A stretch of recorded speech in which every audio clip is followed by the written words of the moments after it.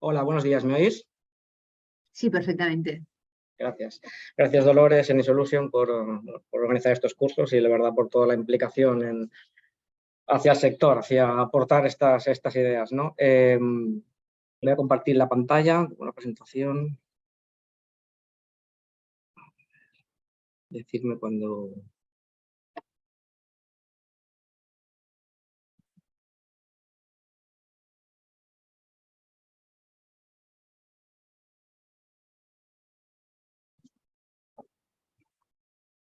La estamos viendo, pero no está en modo compartir. Vale, a ver. Le tienes que dar para que se vea pantalla completa. Si no, abajo del todo donde está el zoom, tienes el iconito. Ah, sí, tampoco. ¿Veis dónde pone el 54% de la pantalla? Abajo del todo. 54, no, ahora mismo. La barra, Y si no, arriba creo que es en presentación de diapositivas, creo que es pantalla completa o algo así. No me acuerdo.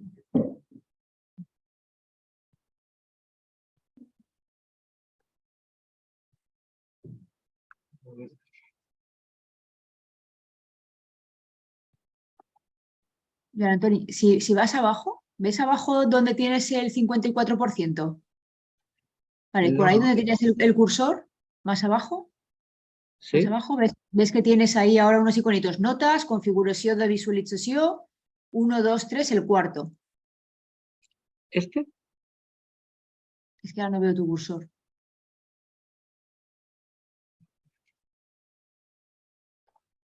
El que parece una copa, abajo, al Sí. lado del zoom. Sí, le he dado varias veces aquí, pero no desaparece la pantalla, no sé por qué. Creo que está montando la aplicación encima de... Si aprietas, Juan, Antonio, si aprietas F5 también se pone en presentación. A ver.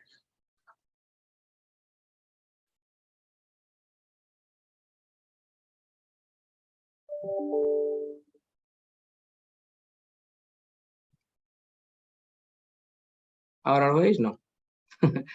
Sí, igual, No. ¿verdad? Ostras, a ver. Pero si A vas veces ocurre arriba, que le has dado a compartir lo que es PowerPoint en modo edición. Entonces, primero tienes que darle F5, que salga ese modo presentación, haces Alt Tab hasta llegar otra vez a Zoom y ahí le dices compartir, pero esa nueva ventana de modo presentación. A ver. Ahora creo que se ve bien. ¿Ahora se ve bien? Sí, yo lo veo perfecto en modo presentación. Perfecto. Pues nada, lo siento. Pues, pues que venía a explicar un poco la base, ¿no? La base de la pirámide del conocimiento, que en este caso es expresada como esta figura, ¿no? De cómo pasamos del dato a ese conocimiento, ¿no? También hay mucha gente pues, que en los datos ven estas teorías conspiratorias, ¿no?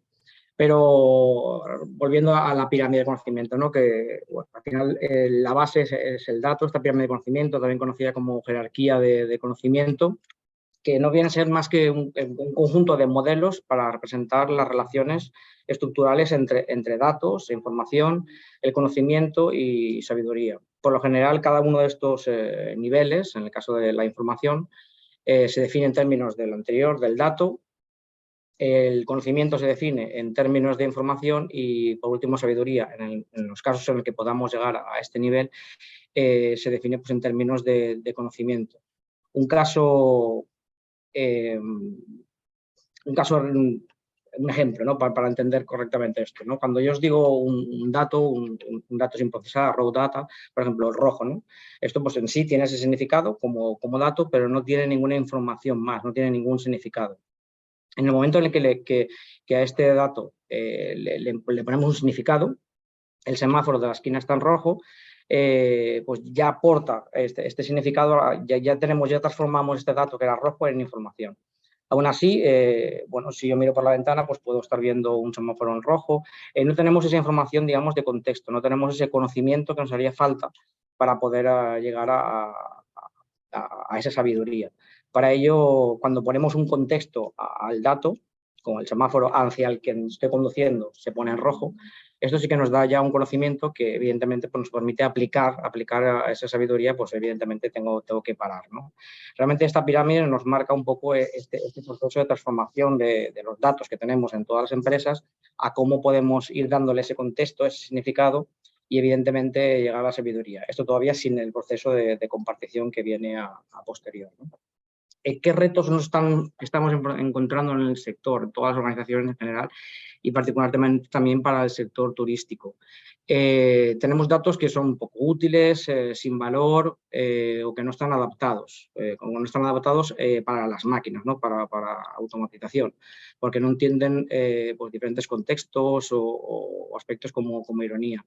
Hay un gran volumen de datos, pero que están desestructurados y que usualmente son formato texto y que en muchos casos pues, los encontramos duplicados o que están, digamos, no están actualizados. Y realmente el volumen pues, tiene un crecimiento exponencial muy grande. Para ello necesitamos una aproximación, la aproximación que propone pues, Europa para la clasificación de los datos, para tener los datos en un formato que podamos compartir y poder generar estos espacios de datos, en este caso para turismo, es esta aproximación FAIR. FAIR viene de estas 4 siglas, para que sea buscable, que sea localizable, la accesible, interoperable y reutilizable. En primer paso, evidentemente, para poder reutilizar los datos es encontrarlos, ¿no? Los metadatos y los datos deben ser fáciles de encontrar, tanto para humanos como para computadoras, para las máquinas. Los metadatos legibles por máquinas son esenciales para el descubrimiento automático de conjuntos de datos y diferentes servicios.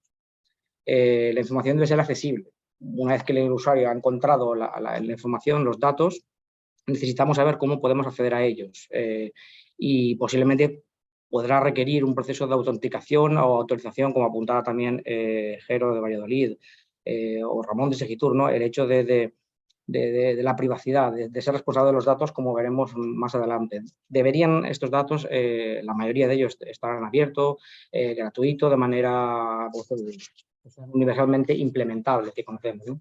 Pero aún así pueden requerir esos sistemas de autenticación, autorización del uso de los datos. Y por último, la parte de interoperable, el tercer punto.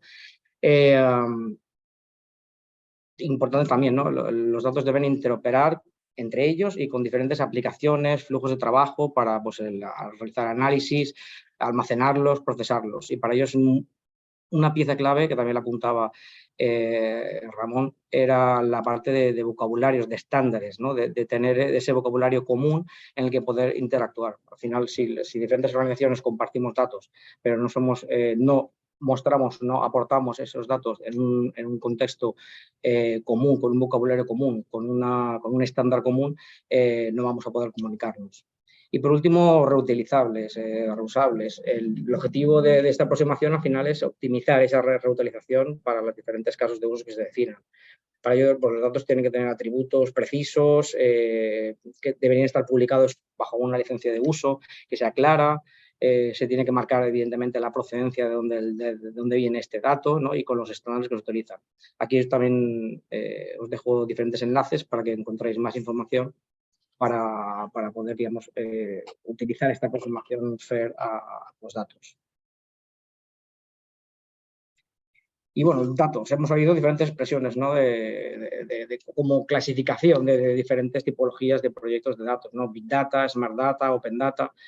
¿Qué hay de todo esto, ¿no? Al final, cuando hablamos de Big Data, solemos hacer referencia a grandes volúmenes de datos y a la velocidad. En principio se introdujeron estos dos famosos Vs de los datos, que después fueron 5, que aquí os presento pues 10, no solo volumen, velocidad, sino pues variedad, vericidad, volumen. Aquí veis los 10 casos que hay.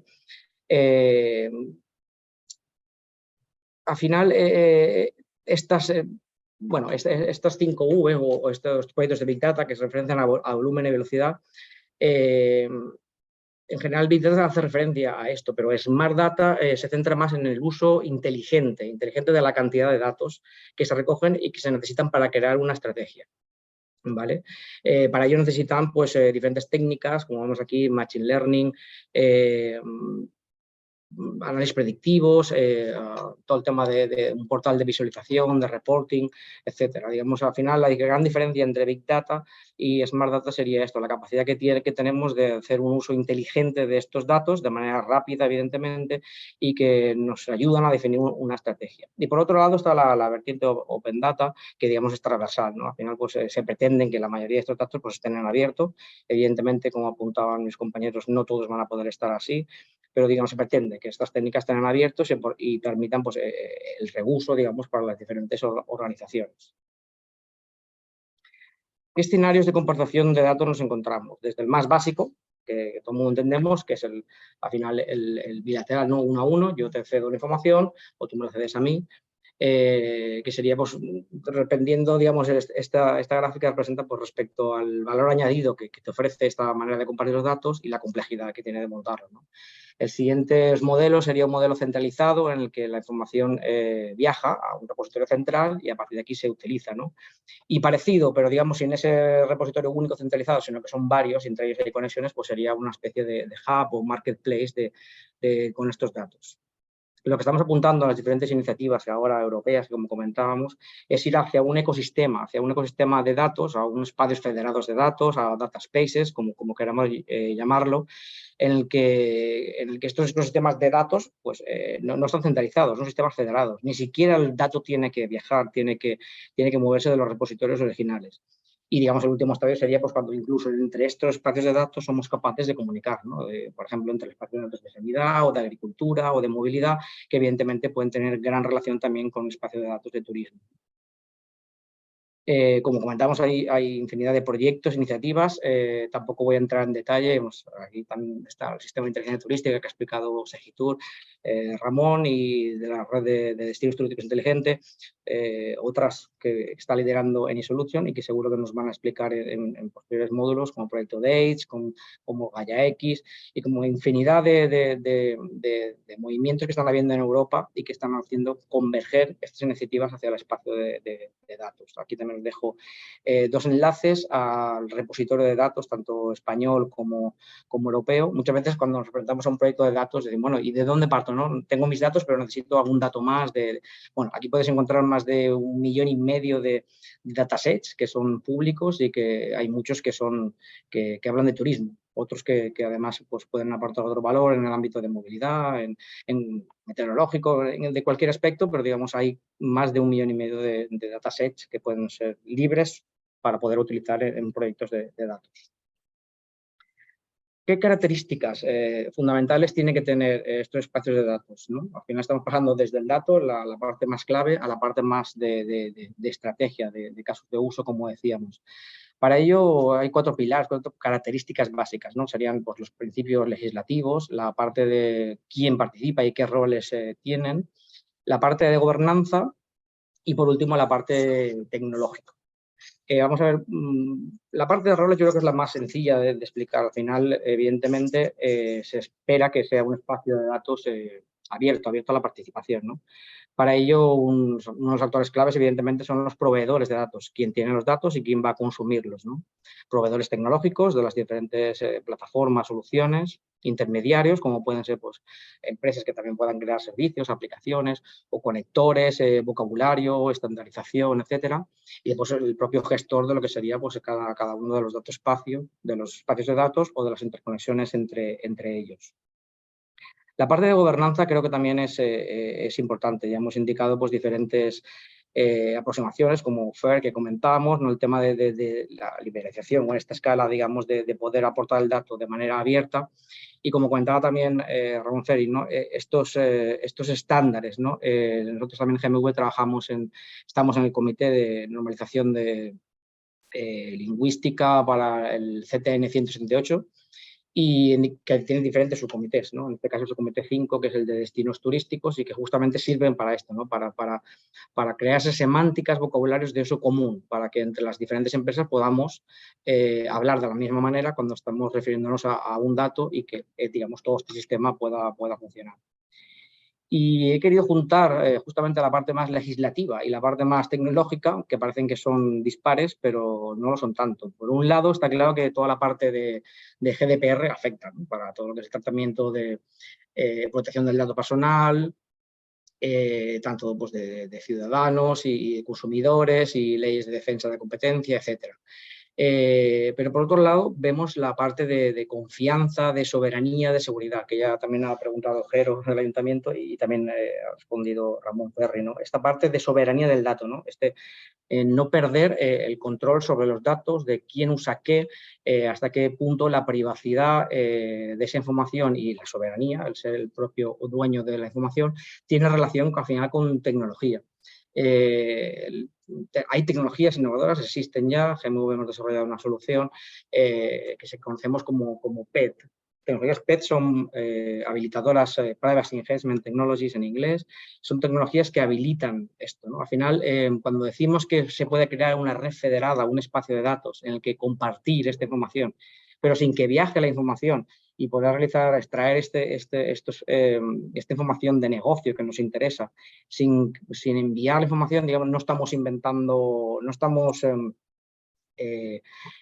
es ciencia ficción, o sea, existe, de esta manera es posible. Y aquí os quería presentar un poco un caso de uso que hemos realizado en GMV con esta tecnología que se llama Utile para un caso de uso de compartición de tarifa diaria promedio. Aquí tenemos 3 hoteles, el hotel A que tiene una tarifa de 40 euros, el B de 60 euros y el C de 80 euros. Cogido estos números porque fácilmente se ve que la media es de 60 euros, ¿no?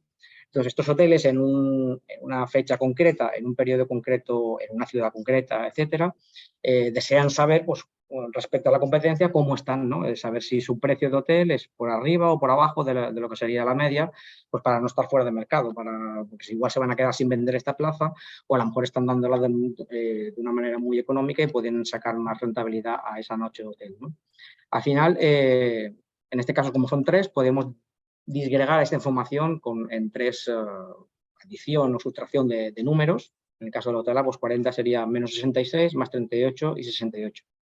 Estos 3 datos, bueno, le hemos dividido entre 3 porque son 3 en los que están compartiendo en este caso de uso. Si hubieran 5, pues habría que descomponer la cifra en 5. Estos datos sí que se comparten. No se comparte la noche de hotel de 40, 60, 80, sino compartimos la descomposición en esta red federada se enviarían estos datos. Como hemos visto, el 38, que está en rojo, que pertenecía al hotel A, y el 68 han viajado al hotel B y al hotel C. Estamos compartiendo una información que no tiene nada que ver con el coste de la noche de hotel y que por sí no indica ninguna tarifa. Estas organizaciones realizarían este cálculo, la adición de estos números, que tampoco tienen ningún significado, y compartirían estos valores. Se volverían a compartir estos valores de 11, 88 y 81 entre los 3, que sumados y divididos entre 3 sí que nos dan la media. De esta manera comprobamos fácilmente, es un caso de uso sencillo, pero que puede aplicar a esto, que existe, digamos, no es magia, existe tecnología que nos permite poder compartir información entre organizaciones sin perder la soberanía. O sea, en ningún momento el hotel ha cedido la información, pero los 3 hoteles ahora conocen que la media es 60 y pueden tomar pues decisiones sobre si esa tarifa, aumentarla, bajarla, mantenerla, etcétera, sin perder en ningún momento pues esa soberanía de la información y sin desvelar quién, o sea, manteniendo la privacidad de cada. Esto podría aplicar para cualquier otro uso de uso, ¿no? O sea, la tecnología ya la tenemos, por lo tanto, esto no es un problema de tecnología, sino es un problema de casos de uso, ¿no? Que es justamente esa cúspide de la pirámide que también nos presentaba Ramón de Segitur. Estamos en un momento en el que nos hace falta casos de uso. Por lo tanto, también desde aquí animo a los oyentes y de este curso y cualquier otro, cuando llegue al alcance, digamos, cuando se publique esta información, ¿no? Cualquier empresa, cualquier organización que tenga pues, alguna necesidad de poder, mira, me gustaría conocer esta información y no tengo, porque no tengo datos, porque los datos los tengo de manera distribuida, porque me haría falta colaborar con tal otra empresa, que se pongan en contacto con Enel Solution, con nosotros, para definir estos casos de uso, ¿no? Al final, casos de uso pueden haber en cualquier ámbito en el sector turístico. Nosotros estamos trabajando ya desde hace tiempo en el espacio de datos también de sanidad, en la agricultura y ahora en el de turismo, conjuntamente con hoteles y con otros implicados en el sector, estamos definiendo casos de uso. Y al final se trata de esto, se trata de sentarse, de pensar qué necesidades tengo, qué quiero conocer, qué necesidad, qué información necesito, porque la tecnología está. La tecnología nos permite compartir de manera segura, de manera privada, de manera soberana esta información, y todo esto, con todas las funcionalidades que nos han explicado desde Sectur sobre la plataforma de destino turístico inteligente, tiene un gran potencial. Ahora es el sentarnos, ¿no? El hablar y decir, vale, ¿qué casos de uso podemos definir? Te digo, otro día, por ejemplo, justamente ayer estuvimos en un workshop también en Madrid en el que trabajamos sobre ello y presentamos junto con otras empresas algunos en ámbito, por ejemplo, como de eficiencia energética, ¿no? ¿Por qué no compartir pues, gastos de consumo, por ejemplo, hoteleros, de utilities como de agua, de luz, etcétera, para poder hacer esos cálculos medio en una ciudad, en un periodo de tiempo, cuánto es el consumo mínimo que hacen pues, los turistas para poder realizar pues, ese cálculo de la huella de carbono que puede utilizarse para otros proyectos, incluso de intentar hacer que el propio turista se implique y pueda a lo mejor invertir para compensar esa huella de carbono, por ejemplo, en algunos proyectos e iniciativas en este caso, pues que estuviera moviendo el hotel. Estamos moviendo otros casos de uso más tecnológicos. Nosotros como empresa tecnológica y también especialista en ciberseguridad, pues estamos también promoviendo un caso de uso para compartir toda esta información de ataques, de alertas que últimamente estamos viendo en el sector turístico, pues poder compartir la inteligencia entre todas las organizaciones. Las grandes todas cuentan con un servicio, con un SOC, con un CERT, ¿no? Pero hay también mucha pyme, no olvidemos que gran parte del tejido empresarial turístico pues son estas pymes, ¿no? Que puedan aprovechar también de estos espacios de datos turísticos en el ámbito que sea, ya digo, ciberseguridad o en cualquier otra idea que se nos ocurra. Por eso animo a todos a compartir, ¿no? Esas necesidades que al final es el día a día vuestro. Vosotros que trabajáis sabéis qué necesidad qué información que os gustaría obtener de los datos, cuánta no podáis tener porque os hace falta pues, tener la información de otros implicados en ese destino turístico y que os gustaría poder compartir para calcular y para poder mejorar vuestro servicio o para ofrecer servicios nuevos, ¿no? Pues de esto se trata, de juntarse, definir estos casos de uso, porque tenemos la metodología, tendremos la infraestructura y en breve vamos a tener también pues, todas estas funcionalidades y todas estas plataformas con las diferentes iniciativas que estamos trabajando. Y esto era un poco lo que os quería transmitir. Muchas gracias.